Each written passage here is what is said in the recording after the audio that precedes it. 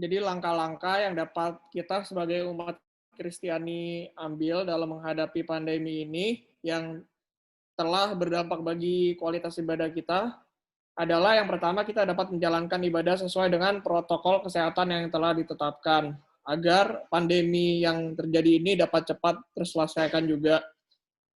Lalu kita juga dapat membuat lingkungan serta situasi ketika kita melakukan ibadah baik itu di rumah atau kediaman sanak saudara itu sekondusif mungkin dengan gangguan yang seminim mungkin agar manfaat dari ibadah dapat dirasakan sepenuhnya. Lalu kita juga harus tetap bersyukur dengan tulus dan selalu memiliki pengharapan agar pandemi ini dapat cepat selesai dan kehidupan kita dapat kembali seperti normalnya.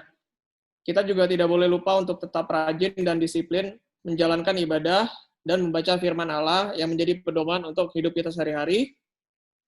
Kita di kemajuan teknologi yang sangat pesat ini juga harus memanfaatkannya untuk meningkatkan kualitas ibadah dengan cara mengikuti ibadah-ibadah online yang telah tersedia di berbagai platform media sosial.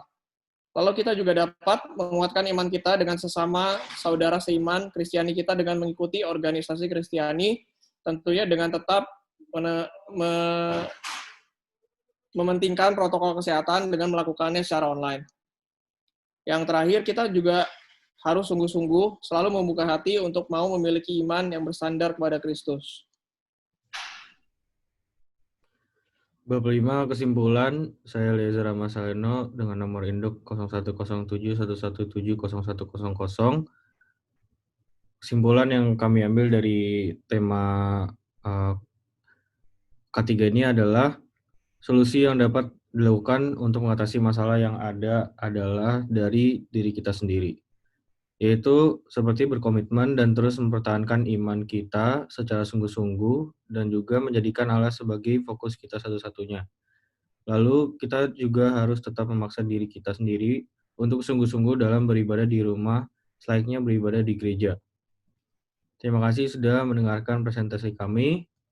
Ini referensi yang kami ambil. Terima kasih.